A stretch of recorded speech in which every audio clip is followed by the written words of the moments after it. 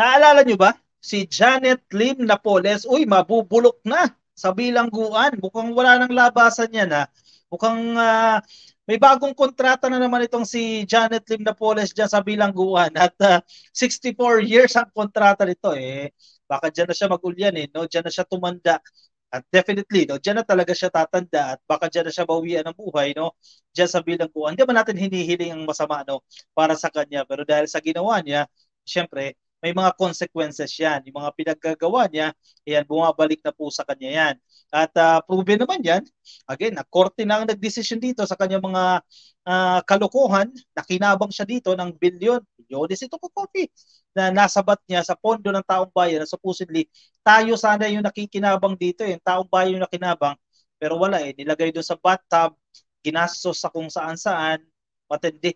Itong pork scam, grabe ha, tatandaan yung pork barrel na yan. Ako, ang daming kumita dyan. At isa dyan si Napoles. Anyway, ayan na, bumabalik na po ang karma. Karma is real. Ika nga, Napoles gets 64 years in another pork scam conviction. Ayan, dagdag lang ito ha, sa mga existing niya ng conviction, no? 64 years po ang nadagdag. Eh, paano pa siya makakalabas dyan? Ilang taon na ba siya ngayon? Parang 60 na ata ito eh.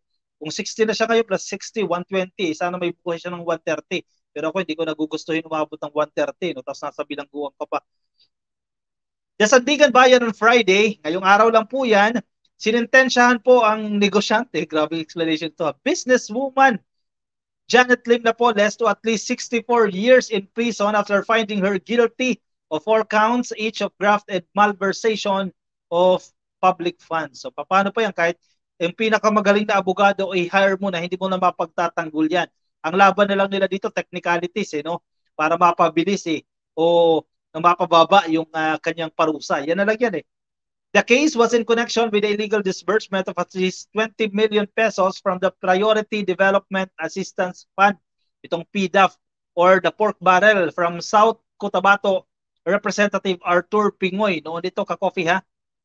Sa 57-page decision po promulgated by the Special Second Division, which garnered a 3-2 or 3-2 vote, Napoles was sentenced to at least 40 years in prison for her for malversation of public funds conviction and some 24 years for her conviction on 4 counts of graft. Grabe naman talaga ka-coffee, no? Ang napakaraming kasong ginawa nito ni Napoles at ang problema, hindi na natin mababawi yung iba dyan eh. Nabulsa na yan eh. May mga nakinabang din mga politiko dyan eh. Problema, paano pa natin mababawi yan? There is na ito. The anti-graft court also noted there is no evidence that Pingoy was involved in the scheme. Yan, absuelto si Kong. There is no sufficient evidence, nabibisahin naman tayo, evidence that Pingoy received kickbacks from the police through former Energy Regulatory Commission Chairperson Zinaida Ducot. Yan, naglalabasan na naman itong mga pangalan. Sikat na sikat ito noon eh. Nang dinidinig itong PDAF scam eh. Even prosecution witness and former JLN Corporation Finance Officer si Ben Harluy admitted that he has never seen Pingoy nor directly delivered to him any amount of money as kickbacks. According po dito sa ruling ng Sandigan. Grabe yung kalakaran noon eh. Nasa bathtub yung pera. Cash. Di ba? Halimbawa, magpapasok ang isang politiko, let's say 100 million yung project, ay babalik yung kalahati, no? 50 million balik doon sa nagpasok. The anti-graft court also cited that while Louis testified that he gave money to Ducot, he has no personal knowledge at all as to whether or not Ducot gave the same money or as a portion of it to Pingoy. Yan, nagkakaroon na tayo dito, technical na tayo dito ka-coffee, kaya na-absuelto yung ilan eh. While Louis testified that he kept a document called the Daily Disbursement Records, biruin mo, may daily disbursement records itong mga ito, no? Parang systematic talaga yung operasyon nila dito eh, buti na, buko ito eh. That contained Pingoy's name, it is not a convincing evidence of criminal liability of the persons whose names were indicated therein unless there is an equally sufficient evidence that will corroborate the entries in such private document. The Sandigan Bayan said, tama nga naman talaga yung rule. Kasi, paano kung galit ka lang sa tao, no? Ilagay mo yung pangalan na yan, di ba? Unfair din naman yan. So, kailangan mo ng ebidensya. Ika nga, no? Napoles and each of the NABCOR officials were sentenced to spend 10 to 16 years in prison and pay the government 2.9 million or the amount malversed for their conviction. Saan yan? Magbabayad pa kaya yan? Nasaan ba kasi ang pera, no? Aside from jail time, the Sandigan Bayan Division also ordered Napoles to pay the government at least 41 million. May pambayad pa ba yan? Which is the amount of the public funds misused as a result of her criminal charges conviction. And the anti-graft court also noted that there is no evidence that Pingoy was involved in the scheme. Actually, marami pang kasama dyan, ka-coffee, na hindi pa napaparusahan. Pero anyway, itong si Napoles, itong mastermind, kahit papaano nakatitikim na ito ng hagupit ng karma.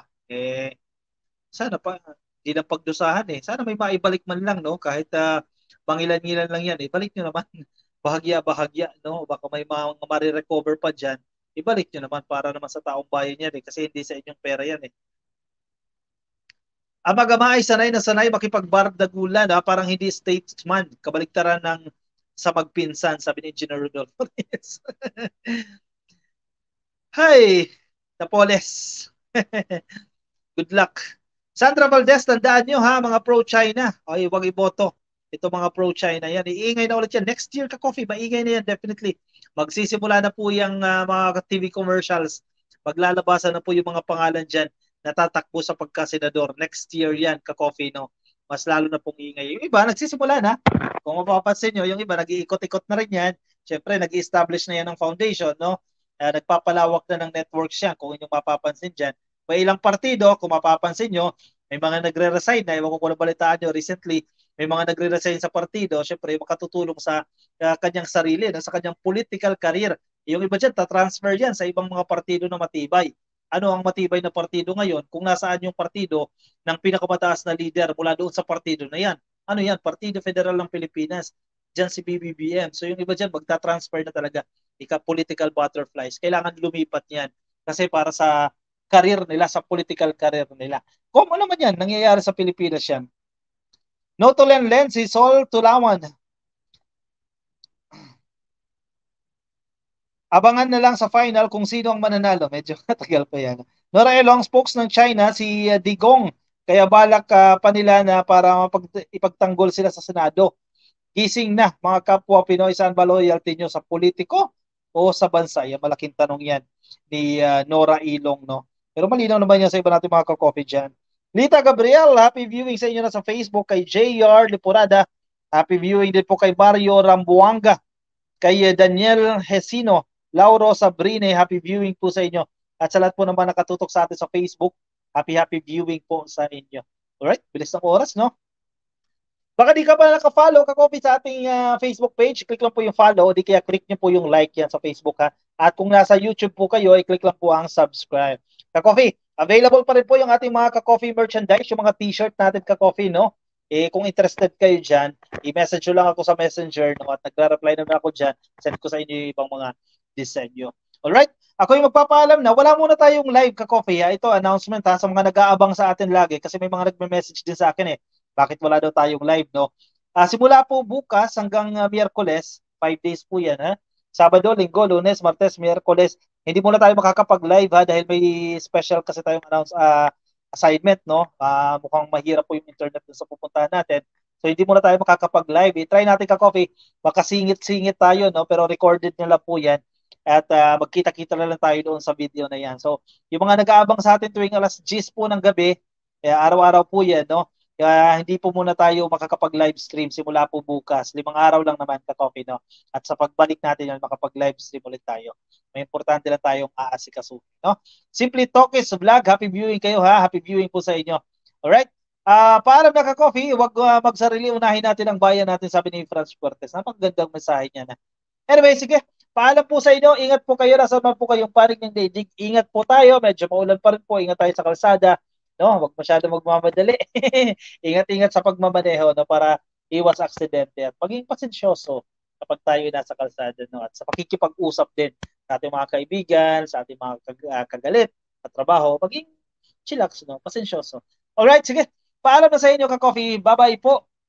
See you again Wednesday night. See you. Bye-bye.